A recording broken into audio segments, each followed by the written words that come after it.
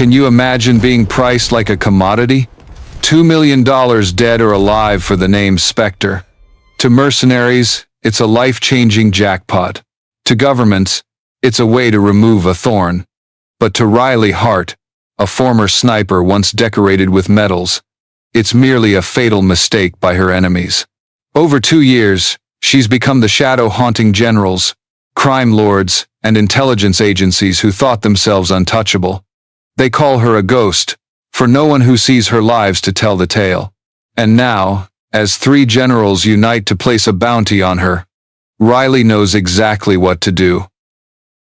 A metallic screech tears through the night, then silence. At a border no one dares name, an arms dealer collapses with a single bullet through his skull. No one sees the shooter. No camera captures the act.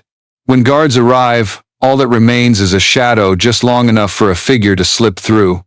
That's when the name Spectre spreads like a cold wind. The invisible, the faceless, the witnessless. 24 confirmed kills, all in places deemed the most secure. At one base, the power grid shuts down for exactly 10 minutes.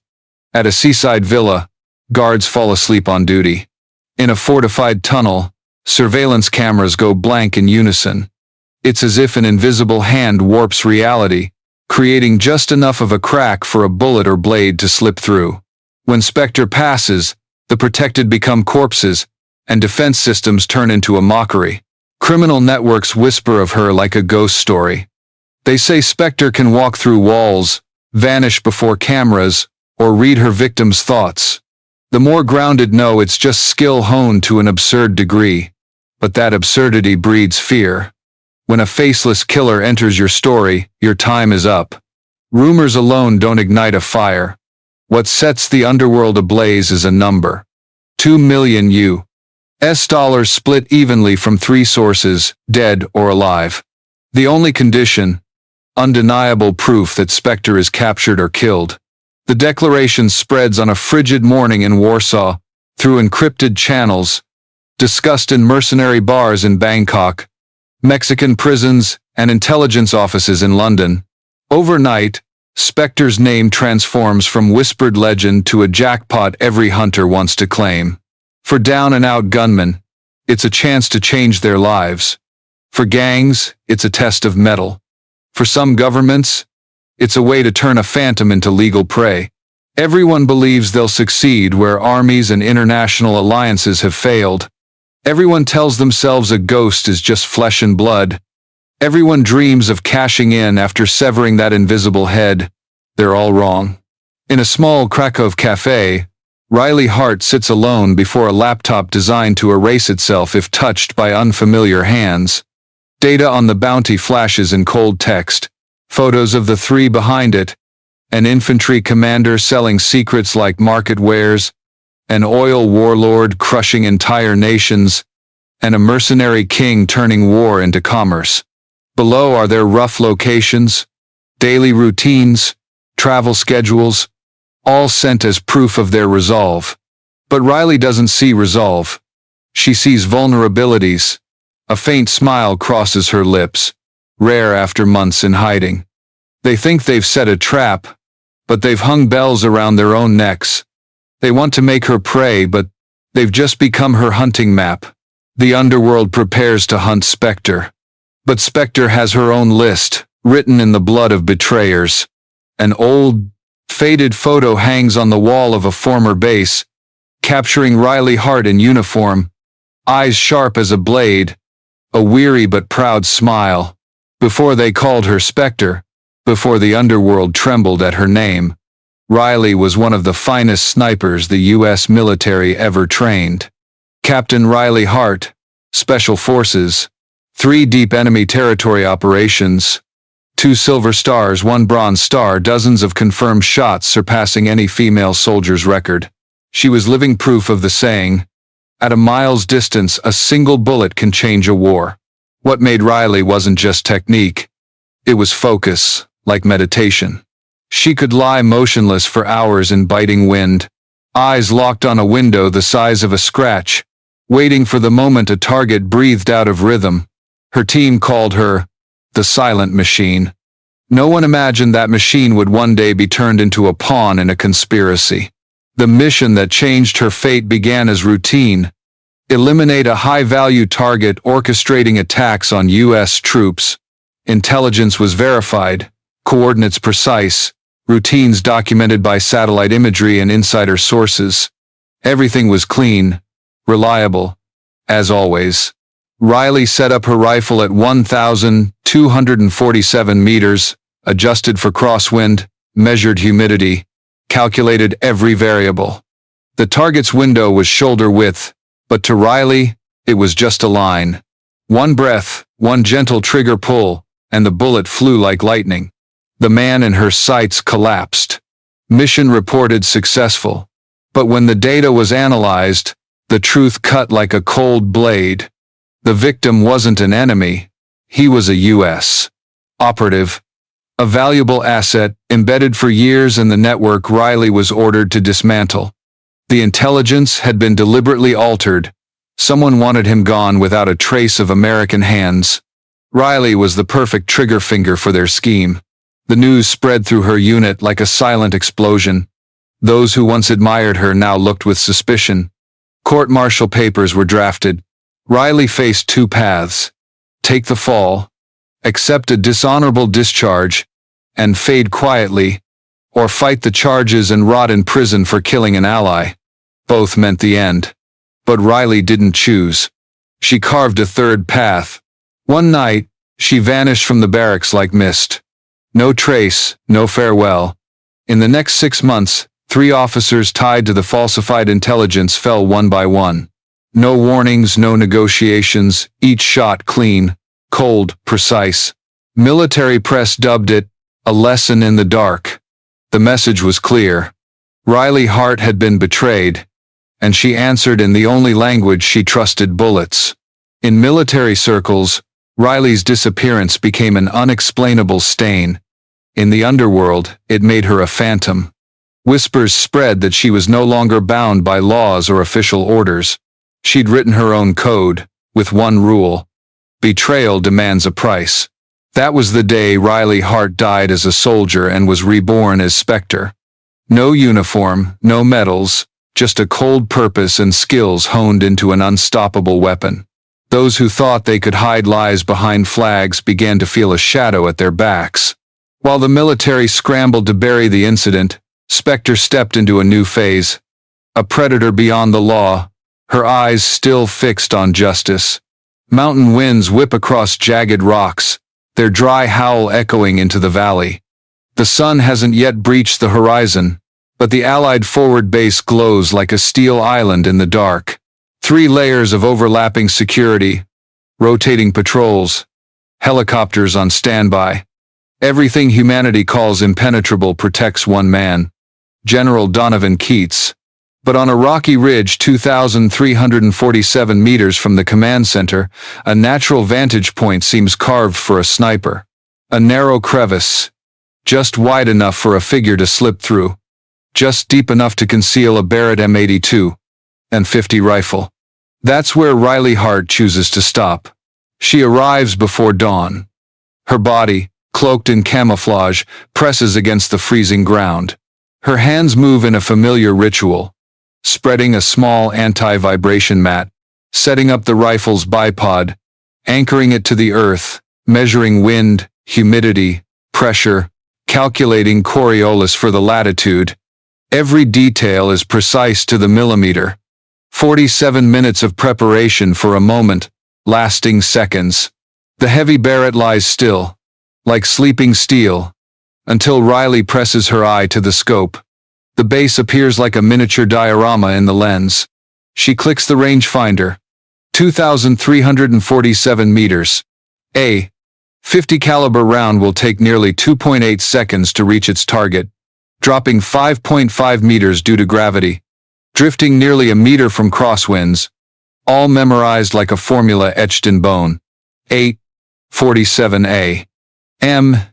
As he has for a week, Keats steps out of the barracks. Tall, uniform crisp, strides confident as if the world bows at his feet. He doesn't know that every breath, every step, is caught in the crosshairs of someone who swore betrayal would not survive. Riley inhales deeply. In the scope, Keats shrinks to a single point in the universe. Her finger presses the trigger, slow, like signing a pre-written sentence. The bullet leaves the barrel, tearing through the air at 850 meters per second. Its screech barely keeps pace. 2.8 seconds later, Keats' chest explodes. He collapses instantly, eyes unaware of the death that struck. Only when his body lies still does the crack of the shot echo into the valley. The base erupts in chaos. Alarms scream, guards sweep rifles toward the ridge, helicopters circle for the shot's origin. But Riley is gone the moment the bullet hits. She disassembles the rifle, rolls the mat, slips from the crevice. By the time special response teams map the terrain and scour every meter of rock, Riley is 5 kilometers away, vanishing into the forest like ink dissolving in water.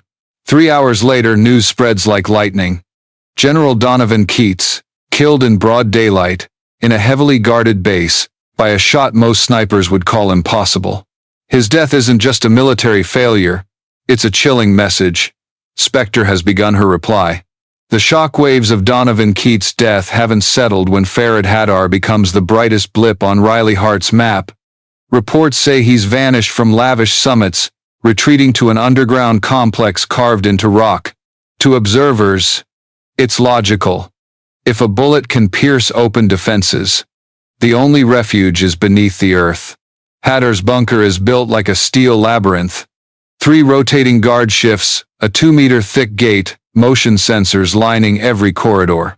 He bans outdoor activity, forbids guards from leaving posts without direct orders.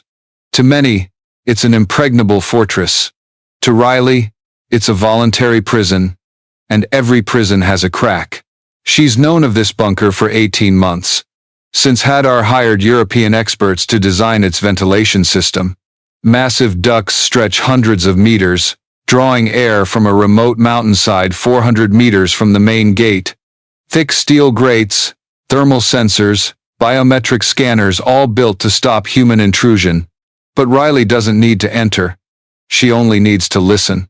On a moonless night, she attaches vibration sensors to a duct, plugs in earphones, and closes her eyes. The bunker comes alive through frequencies. Guards shuffling boots, metal doors clanging, the steady hum of ventilation fans. Most crucially, Hadar's 2:30 p.m.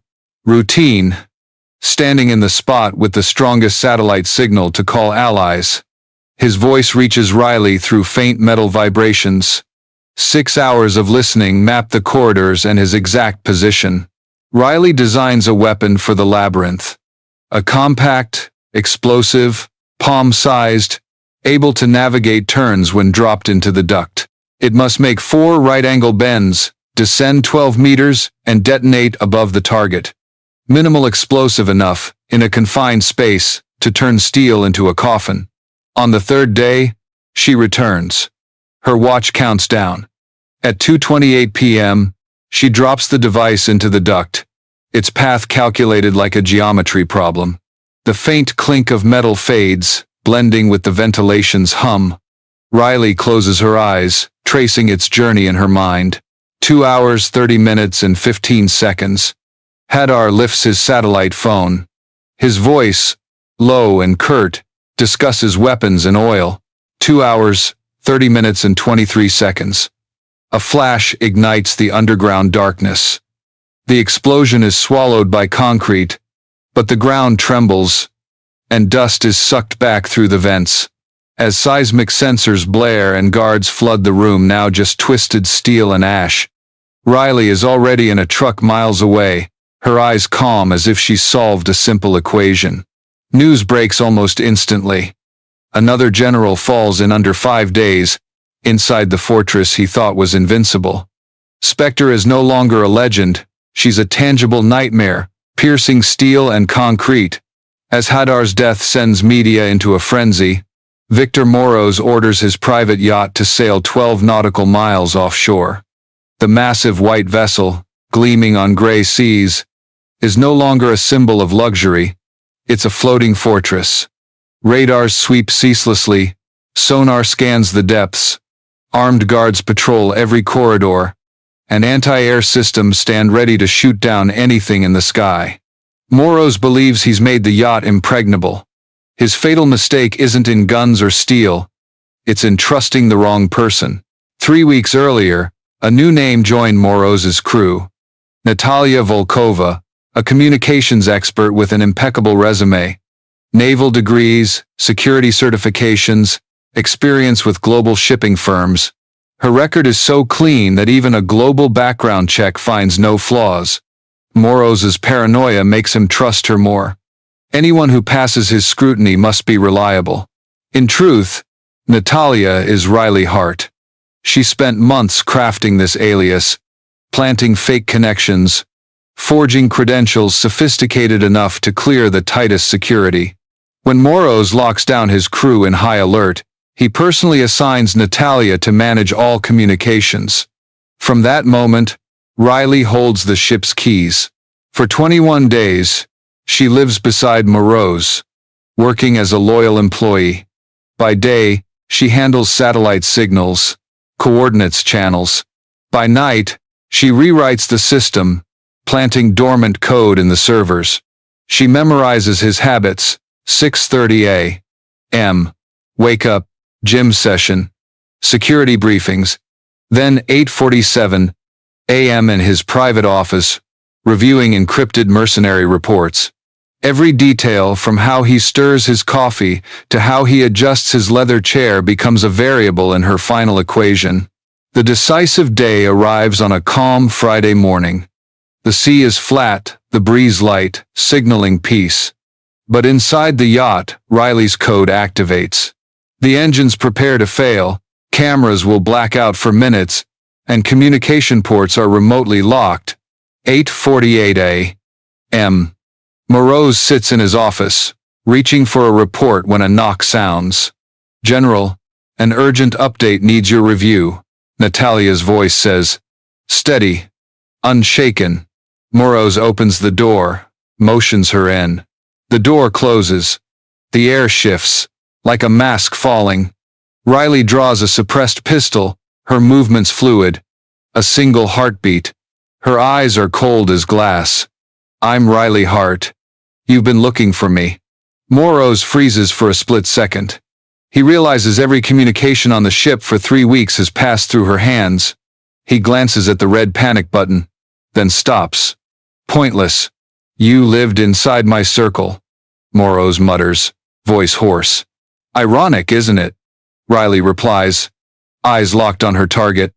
"Before you put a price on my head, you hired me to protect you from me." Outside, alarms wail. Red lights flash as the main engines stall. Guards' footsteps echo, rushing to the engine room.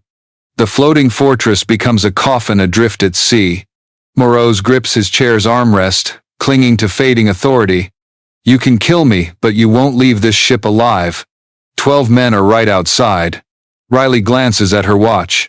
30 seconds from now, they'll be too busy saving your dying ship. "Your time's up." Moroz's eyes lock on her, searching for a final answer. What turns an American soldier into this? Her reply is sharp as a bullet. Betrayal. The suppressor hisses. Moroz slumps over his desk, blood pooling across unread reports. The chaos outside grows distant, as Riley's system misdirects the guards. She removes the encryption device, inserts a wipe command, and slips out like a shadow. Hours later, when security breaches the office, they find only Moroz's body and blank monitors. No fingerprints, no hair, no evidence. Only a legend carved deeper. Spectre walked through the heart of a fortress and vanished as if she never existed. An invisible earthquake ripples through the world after the morning Victor Moroz's yacht drifts aimlessly. 3 titans of the underworld fall in 14 days. From Moscow to Mexico City, Langley to London, rooms accustomed to cold keystrokes plunge into unprecedented tension. Plasma screens flash relentless headlines. General Donovan Keats killed by record distance shot. General Farid Hadar slain in underground bunker. Victor Moroz found dead on international yacht. 3 men, different nations, different domains, all ended by Spectre's equation. In dim mercenary bars, bravado fades. No one boasts of conquests. They whisper, if Keats and Hadar fell, where do we stand?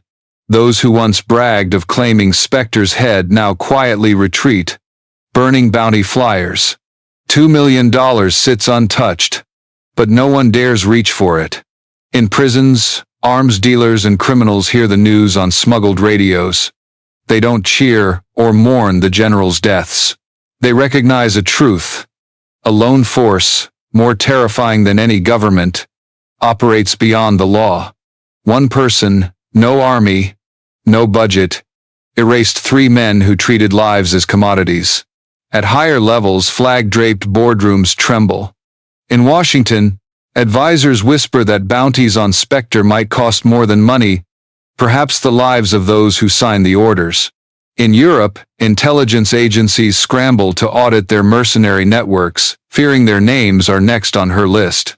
The global assassination market reels. Contracts are canceled en masse. Clients hesitate, brokers grow cautious. Once, bounties turned enemies to dust. Now, they're invitations to death. Hunting Spectre isn't an opportunity, it's a declaration of war against mortality itself. In the criminal world, power is measured in money and manpower. Riley Hart introduces a new metric: fear. In 2 weeks, she becomes a symbol forcing those who trade in lives to reconsider. Not out of compassion, but because profit can't outweigh the cost of being her target. For nameless soldiers on distant fronts, the news carries a different hue. At a remote base, a young sergeant whispers to a comrade, maybe someone out there is fighting for us. Though no one has seen Riley's face, her shadow sows a rare seed in war. Hope that justice can come from unexpected places. In a small European apartment, Riley sits alone, sipping bitter coffee. She doesn't watch the news with her eyes, but hears it through encrypted summaries. The deaths of Keats, Hadar, and Moroz aren't just personal endings. They're a tsunami sweeping away networks once thought untouchable. She knows she's created a vacuum, and vacuums summon others to fill them. But for now, the underworld learns a lesson. Hunting a phantom is suicide. Riley closes her laptop, letting the news scream on without her. In her heart, silence spreads like a sea before a storm. 3 bullets, 3 deaths, 3 messages sent. But this is only the prelude. The phantom doesn't shoot to kill. She shoots to make systems tremble. And that system is starting to crack. 48 hours after Victor Moroz's body is found in his yacht's office, strange data trickles through global encrypted channels. Not press releases or barroom gossip. These are technical messages, concise and cold, appearing simultaneously in dozens of underground databases from Asia to Europe to Latin America. No grandiose titles. Just a single line like a contract's closing. The bounty has been claimed. 3 targets eliminated per agreement. All transactions related to codename Spectre are terminated. Future bounties will be considered contract violations with consequences. Attached is a file. It contains crime scene photos. Donovan Keats' body in the mountain base, the ash pile in Hadar's bunker, Moroz's blood-soaked office. Each includes precise timestamps, bullet trajectories, explosive analyses, wound details like a military forensics report. But it's all sealed with one signature: Spectre. The underworld shudders. Instead of gloating, the phantom turns 3 shocking executions into a transaction receipt. No taunts, no threats. Just administrative prose, so cold it feels inhuman. Like a bank confirming a withdrawal, a courier verifying delivery. In sealed European offices, officials sit silent before screens. Some whisper, this isn't just an assassin. This is an organization. The terrifying truth. All evidence points to one person. In South America, a gang planning a political bounty scrambles to cancel it. In the Middle East, covert groups abandon assassination contracts, fearing they'll be the next violators. Within a week, millions in deals vanish from the black market. A blood-driven economy shrinks like a body drained of oxygen. But the effect isn't just fear. It breeds a reluctant respect. In the shadows, those who trade in death nod to Spectre's craft. She's elevated assassination to something colder, cleaner, a ledger where lives are entries. When official justice is bought, a phantom's receipt carries more weight than a court's verdict. Riley Hart knows what she's done. Drafting that message, she let no emotion slip. No vengeful rhetoric, no triumph. Just raw facts, sealed like a classified file. She knows threats invite defiance in the underworld. But a receipt is different. It's final, undeniable, non-negotiable. It turns fear into an unwritten law. Never place a price on Spectre. In a Bangkok bar, a notorious mercenary reads the message, closes his laptop, and laughs dryly. He tells the waiter, "From now on, no one's dumb enough to talk about hunting her. Anyone does, I'm out." His words spread faster than whiskey, becoming the underworld's mantra. In another room, an intelligence officer rests his head in his hands, muttering to a colleague, "If one person can disrupt a market like this, we've lost something bigger than firepower." The colleague doesn't reply, staring at the black screen where Spectre's signature lingers. Riley, in a strange city's corner, closes her laptop. She finishes her cold coffee and leaves the cafe. To her, the receipt isn't a warning or a victory. It's just a chapter's end. But to the underworld, it's a death knell for anyone who thought a human life could be priced. The receipt message hasn't settled when cracks spread through power's layers. The general's deaths aren't just 3 bodies. They're keystones falling from a wall that shielded a system.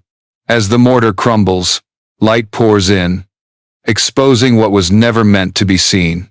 In Eastern Europe, Victor Moroz's mercenary empire collapses swiftly. Without his iron grip, lieutenants tear at each other like wolves. Weapons flood black markets, secrets sell to the highest bidder. In the chaos, buried files surface. War contracts, documents tying shell companies to crimes in 4 nations. International media smells blood, exposing fragments, forcing governments into reluctant probes. In the Middle East, Farid Hatter's death leaves a gaping power vacuum. His private army, fed by oil and violence, dissolves overnight. Thousands of fighters, leaderless, wander deserts, hunted by government forces in small bands. Amid the chaos, territories Haddar burned breathe again. Displaced families return, local authorities seize the chance to tighten control. One tyrant's death opens a door to peace in a land thought doomed. In Washington, Donovan Keats' legacy becomes a nightmare. Evidence reveals he sold intelligence, costing dozens of American lives. Shielded by Pentagon connections, he'd evaded accountability. But with his fall, the shield vanishes. Shadow operatives flee, leaking documents to hidden reporters and investigators. Some turn witness, believing, for the first time, that justice might not be silenced. Within weeks, 3 deaths spark covert investigations, classified reports, and hearings never made public. Corporations once untouchable tremble at every phone call. Doors sealed by money and power now show cracks. Behind it all, Riley Hart sits in a small rented room, tracking encrypted news. She doesn't need to witness the fallout. A few lines of data tell her, the dominoes are falling. Each shot she fired didn't just take a life. It shattered a fulcrum, tilting entire systems. Moroz, Haddar, Keats, names representing not just men but corrupt power. Their absence forces what they hid into the open. Riley quietly realizes something.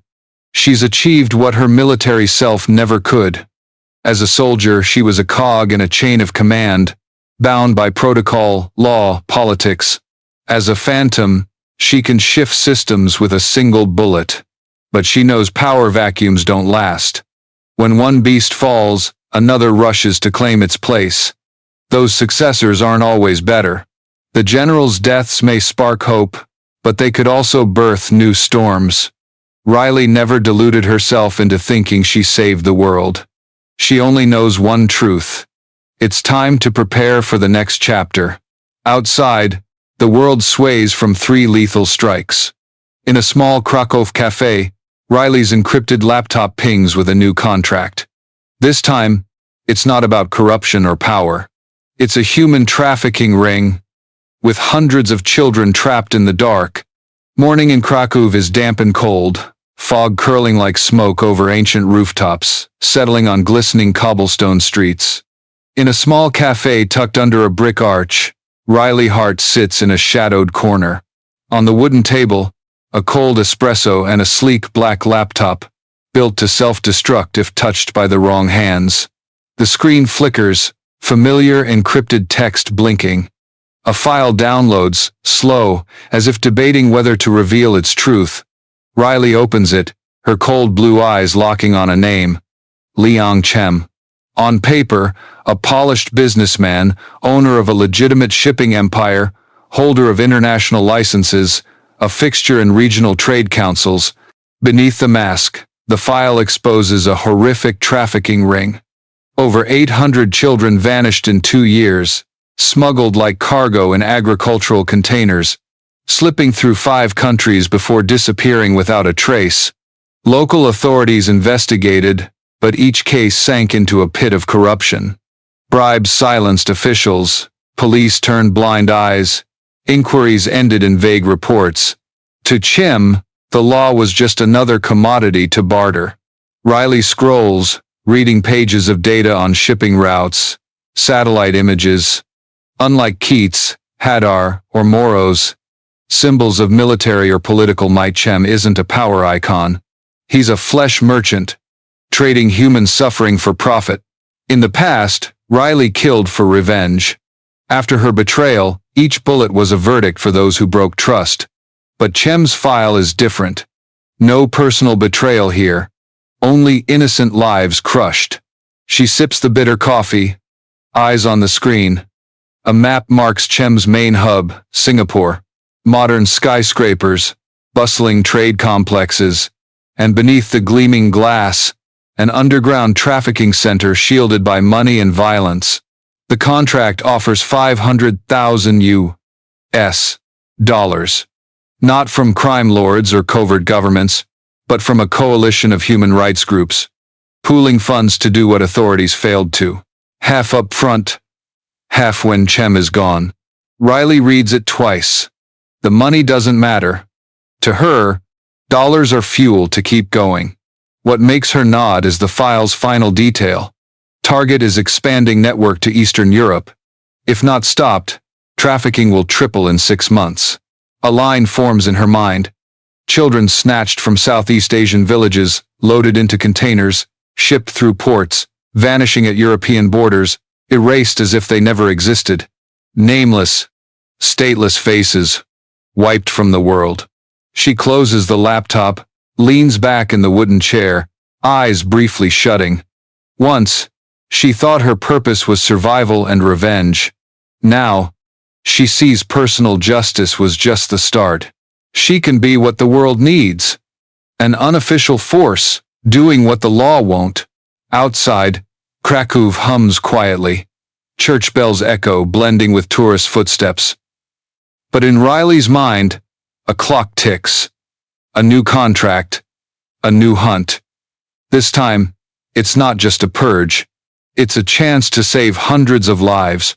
The laptop's encrypted chime vibrates softly. Riley is about to leave the cafe when the screen lights up with an update. Timeline adjusted. 2 weeks. She pauses. Reads it twice. Then a third time. Intelligence confirms Liang Chem is preparing to sign a deal expanding his trafficking routes to Eastern Europe. If it's sealed, the network will triple, and hundreds of children will vanish in months. 2 weeks. No more. In the assassination world, 2 weeks is barely enough for reconnaissance. But Riley must end the operation in that time. She packs the laptop, steps onto the wet cobblestones. Krakow fades as her flight takes her to Singapore, Asia's heart, where glass and steel reflect tropical Sunday. From a budget hotel window, Riley gazes at a dazzling city, commercial towers rising like a vertical forest. Beneath that prosperity, Chem runs his trafficking empire. His main hub hides in a legitimate trade complex. Corporate offices, warehouses, container yards all registered cleanly. Beneath the facade, tunnels hold cargo where children are hidden in unmarked crates. With pristine paperwork, vast connections, and endless cash, Chem's shipping company is a perfect mask. Riley sits in her dim room, spreading documents on the table. She sketches the complex's layout, marking entry points, cameras, patrol routes. The tight timeline forces risks she'd normally avoid. No months to shadow, no room for trial runs. One shot. The pressure sharpens her focus. Each data point becomes a chess piece on a timed board. Chem travels in armored cars, flanked by guards, lives in a triple-secured penthouse. But his greed is his flaw. He personally oversees major deals. Every afternoon he visits the complex's top floor to sign contracts. That routine is the only crack Riley can exploit. 2 weeks. She budgets each day like bullets in a finite clip. 3 days for on-site reconnaissance. 2 for system infiltration. 3 to confirm Chem's schedule. The rest for execution where errors aren't an option. While neon lights blaze outside, Riley slips into Singapore's crowds. She studies checkpoints, memorizes guard shift changes, tests disguised cameras in her purse, notes how transport workers move. Everything is swift, precise, no time to wonder if she'll make it. Just a mental hourglass, each grain a child's life. In a rare moment, Riley catches her reflection in the hotel bathroom mirror. Her face is gaunt, green eyes glowing in the dark. She no longer sees the soldier from years ago. Instead, a figure lives beyond boundaries, fueled by betrayal, now turning that fuel into salvation. 2 weeks. She whispers it, a vow to herself. Not for money, not for skill, but to ensure the children hidden in containers don't vanish into nothingness. Tropical sunlight pours over Singapore like a gleaming blade, reflecting off commercial towers. Amid the bustling crowds, Riley Hart moves as an ordinary office worker. Hair neatly tied, pale blouse, a fake ID badge on her chest, flawless enough to go unquestioned. Chem's transport complex sits at the city's heart. A sprawling hub of warehouses, offices, and container yards. To outsiders, it's a hive of legitimate trade. Riley knows beneath the polished glass lies a system trafficking lives as cargo. 3 days ago, she shadowed workers, cloned access cards, and built her cover. An IT contractor hired to service the camera system. This morning, she passes security with her forged badge. The gate flashes green. No alarms. The building itself seems to accept her presence. Inside, Riley blends into the daily rhythm. She nods to receptionists, passes guards, rides the elevator with laptop-toting, coffee-sipping staff. No one looks twice, she's part of the scenery. Camouflage isn't always heavy makeup. Sometimes, it's absolute ordinariness. The technical basement is her target. The quiet hallway glows under fluorescent lights, the floor cold. She opens her laptop at a control panel, fingers flying to disable cameras in a narrow radius. On security monitors, everything looks normal. Riley doesn't erase. She loops footage. A trick making guards believe the system is live. From there, she moves to the warehouse. Stacked containers loom like giant Lego, reeking of metal and diesel. On paper, it's imported goods. But Riley hears something else. Shallow breaths, faint taps against metal, stifled pleas. In the dark, her hand brushes a container, feeling vibrations inside. Children. Her heart clenches, but her face stays steel. Emotions wait. The mission is to kill the head. Years taught Riley that any fortress's crack lies in its leader's habits. For Chem, it's personally overseeing big deals. Every afternoon, he signs contracts on the top floor. He trusts his guards and systems to shield him. Riley checks her countdown timer. 10 days until Chem signs the Eastern Europe expansion. Time is suffocating. One mistake means failure not just for her, but for hundreds of lives. Over 2 days, she moves through the complex like a shadow. She plants bugs on communication lines, tracks guard shifts, maps infrared cameras. Each detail builds a mental blueprint. She finds a key. At 2 p.m., Chem leaves his office to review records in a secure data room on the top floor. It's his most isolated moment. That's when she'll strike. Night falls, the city still blazing, while Riley sits in her cramped room, sketching her plan on paper. A red line traces from her disguised entry, through security corridors, to the data room.